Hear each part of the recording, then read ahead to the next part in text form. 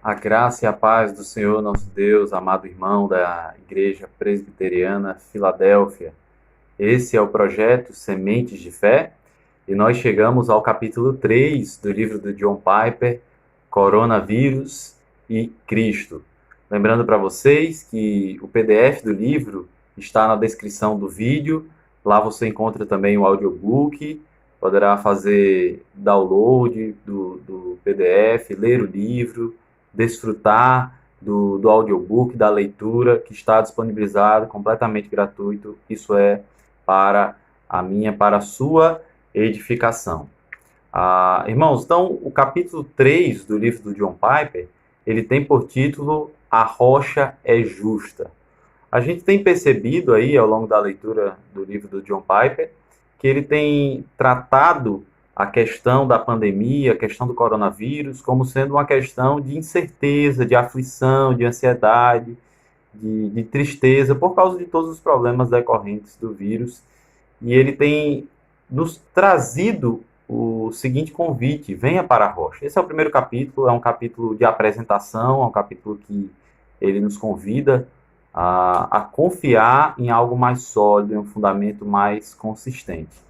No segundo capítulo, que nós vimos ontem, o Piper falou sobre a importância da palavra de Deus, a Bíblia, para a vida do cristão. Esse capítulo 3, A Rocha é Justa, tem como propósito falar um pouco sobre a questão da justiça. Como que um Deus justo permite que tantas pessoas sofram no mundo? Permite que haja tanta dor, que haja tanto sofrimento. Essa é uma aula, então, é praticamente uma aula esse capítulo, é um texto que fala sobre os atributos de Deus, que se pergunta sobre a questão da justiça de Deus. A grande questão é, uma pandemia global abala fortemente a nossa confiança de que Deus é um Deus justo, santo e bom. E aí ele fala sobre a questão dos atributos de Deus, o caráter de Deus, sua justiça, sua bondade, aplicada à situação da pandemia. Esse capítulo especificamente é basicamente para definir os principais atributos de Deus. Quem é o Deus que nós acreditamos? Ele fala especificamente sobre santidade, justiça e bondade, definindo essas três coisas. Santidade, para ele, significa algo que é separado do comum, uma coisa que está em outro patamar. No caso de Deus, ele é um ser que está numa categoria superior, diferente, completamente diferente da nossa. Deus é um ser completamente outro. Isso ele chama de transcendência. Deus, ele transcende a matéria. Ele não é criatura, ele é diferente de tudo que foi criado. Ele é o Criador, ele existe antes de tudo e está acima de tudo. Esse é um dos aspectos da santidade de Deus. A santidade de Deus é uma infinita transcendência de valor muito superior.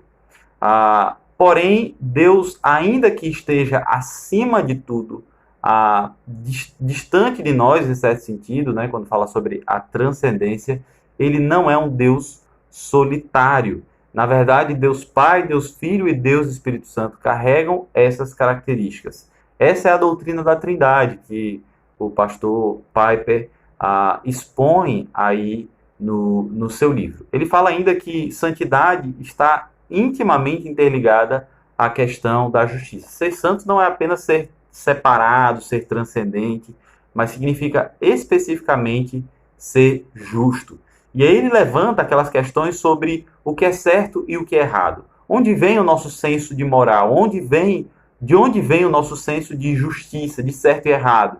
Como todas as sociedades no mundo inteiro entenderam que preservar a vida é o certo, que matar é errado, que roubar é errado, que o direito de propriedade deve ser preservado, que mentira é uma coisa ruim e que verdade é um valor a ser cultivado. De onde vem esse senso de moralidade do ser humano? Isso certamente vem do Senhor nosso Deus. Essa é a ideia de justiça apresentada no capítulo 3.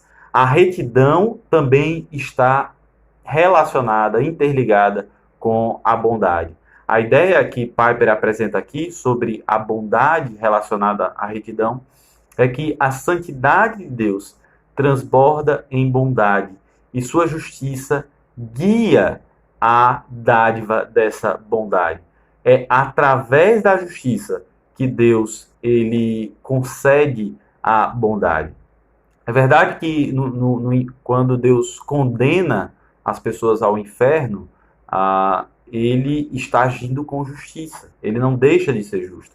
Mas ele também não deixa de ser um Deus bondoso por fazer isso, uma vez que a sua bondade concede misericórdia aos que se refugiam no nosso Senhor Jesus Cristo. Ele encerra o capítulo falando sobre essa questão da santidade e da justiça. Ele diz: a santidade de Deus e a justiça de Deus governam a concessão da sua bondade.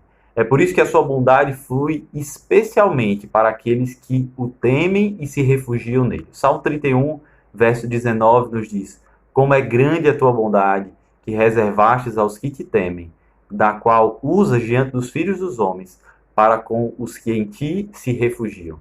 Essa referência e essa reverência que os filhos de Deus têm, conforme Salmo 31, e a fé, não fazem alguém merecer a bondade de Deus. Na verdade, Deus abençoa aqueles que lhe são chamados de filho. Tá, mas o que todos esses atributos têm a ver com a questão do coronavírus? Ele vai e explica que no próximo capítulo, o capítulo de número 4, que ficará para amanhã, fala sobre a soberania de Deus, Deus governando sobre todas as coisas. Ele falou alguma coisa sobre soberania de Deus, sobre o reinado de Deus no primeiro capítulo, mas o capítulo 4 é que realmente ele vai aprofundar essa temática. O que ele vai dizer é o seguinte, é que ainda que ele não tenha entrado profundamente na questão do coronavírus, aplicando aí o capítulo de número 3, o que foi visto aqui no capítulo 3 nos impedirá de concluir que a mão de Deus sobre o coronavírus seja algo que desconsidere a santidade, a retidão e a bondade de Deus. A gente, depois de estudar os atributos de Deus profundamente, não podemos ser ingênuos a ponto de equiparar o sofrimento humano a uma questão de injustiça de vida. Eu convido você, meu irmão, a estudar sobre os atributos de Deus. Leia mais o livro dos Salmos. Leia mais textos que exaltam o Senhor Deus, que engrandecem o nosso Senhor. Eu gostaria de indicar um livro, não para você ler, nós estamos lendo Coronavírus e Cristo, mas para você anotar o nome desse livro e futuramente adquiri-lo. É o livro Atributos de Deus, do pastor Arthur W. Pink.